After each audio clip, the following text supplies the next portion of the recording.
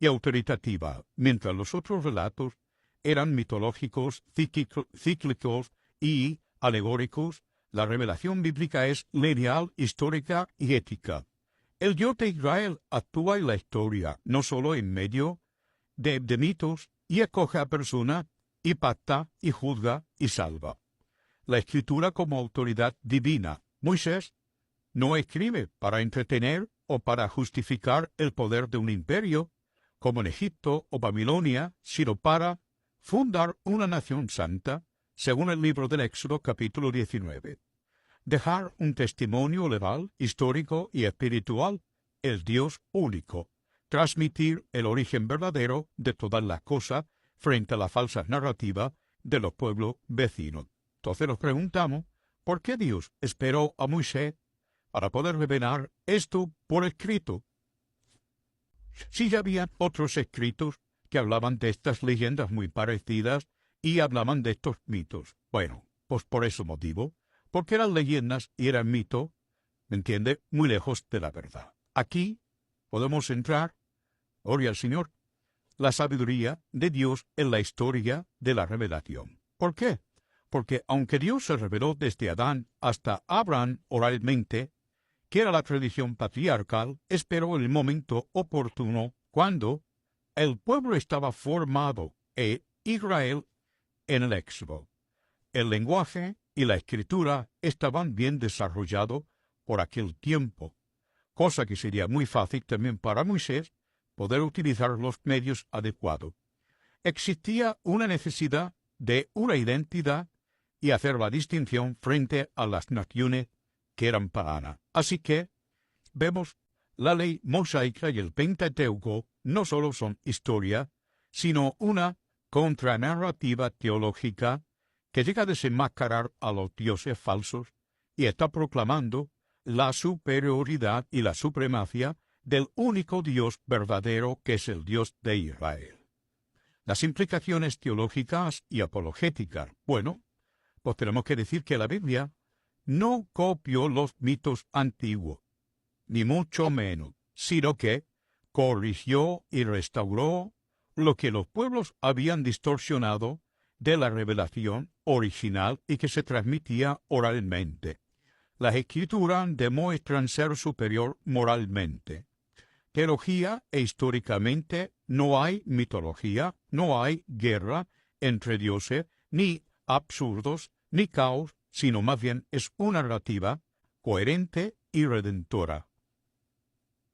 Ahora tendremos que continuar con el tema de la percepción de la antigüedad en la historia secular versus cronología bíblica. Según las Escrituras, la humanidad no comienza con Sumer ni con Egipto, sino más bien con Adán y con Eva, los cuales fueron creados por Dios según Génesis capítulo 1, Génesis capítulo 2.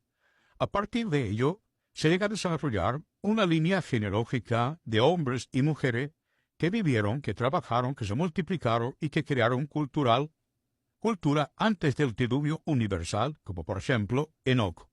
Génesis capítulo 5, séptimo desde Adán, camino con Dios, en una civilización que ya construida ciudades. Jabal y Jubal y Tubal-Caín, que se describen en Génesis capítulo 4, llegaron a desarrollar ganadería, música y metalurgia, es decir, había tecnología antes del diluvio. Noé, que era descendiente de Set, gloria al Señor, vivió en un tiempo donde la tierra estaba ya habitada, aunque corrompida por el pecado. Estas generaciones no han dejado rastros arqueológicos, no porque no existieron, sino porque las mismas escrituras llegan a declarar que el juicio del diluvio destruyó todo lo que había sobre la tierra, Génesis capítulo 7. Así que, desde una cosmovisión bíblica, la arqueología postdiluviana comienza en un reinicio, no en el verdadero inicio. Ahora podemos comprender que cuando dicen que los sumerios, los acadios, los babilonios y los egipcios eran una de las primeras civilizaciones más antiguas del mundo. ¿Por qué?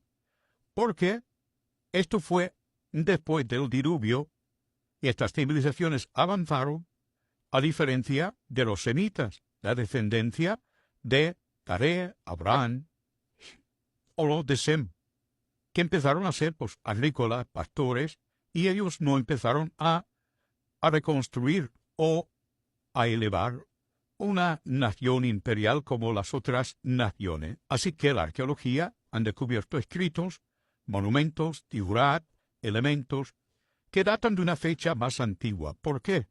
Porque el Señor había destruido la tierra por medio de un diluvio y todo lo que había anteriormente fue sepultado, enterrado y no se ha descubierto nada más. Ahora, entremos que después del diluvio, la tierra es repoblada por los hijos de Noé, y vemos a Sem, a Cam y a Jafet. Génesis capítulo 10. Esto significa que todas las naciones que hoy existen y las civilizaciones antiguas conocidas por la historia secular descienden de estos tres patriarcas. Por ejemplo, Cam dio origen a las civilizaciones africanas y cananeas, y de él llegan a descender a Mizraim, Birlait, conocido hoy como Egipto, Cus, hoy conocido como Etiopía, y Canaán son los cananeos. Estas son la descendencia de Cam, los Mizraim, Egipto, Etiopía y los cananeos. Los de Sem dio origen a los semitas, a los hebreos, a los arameos, a los caldeos, a los árabes, etcétera, etcétera.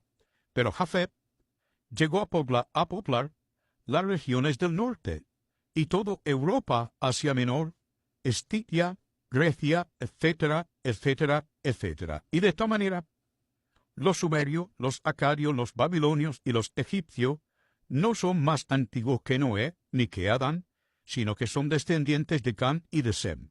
Simplemente avanzaron más rápido en la edificación de ciudades y en el desarrollo de sistemas de escritura y de gobierno.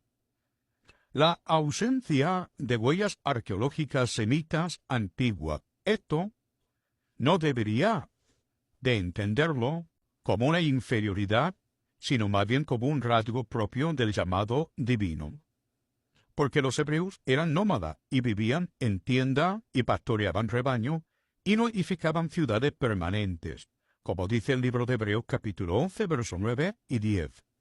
No dejaron templos ni tampoco palacios monumentales, como por ejemplo los egipcios, porque su Dios era invisible y trascendente, no podía ser representado en ídolo. Mientras los pueblos paganos grababan en piedra sus mitos, sus hazañas reales, para poder exaltarse, Israel guardaba su historia oralmente, esperando el tiempo señalado por Dios para poder escribirla, según el Éxodo capítulo 17, verso 14, y el libro de Deuteronomio capítulo 31, verso 9. Por eso, hasta Moisés no se pone por escrito la revelación divina, aunque la historia de los patriarcas ya existía desde siglos atrás, transmitida de generación en generación. La verdadera antigüedad es teológica, no solo arqueológica. Entonces, cuando la historia dice que los sumerios son los más antiguos, debemos entender que, primero, lo que tienen es la evidencia escrita más antigua que se ha descubierto. Pero eso no lo hace más antiguo en existencia ni tampoco en cultura.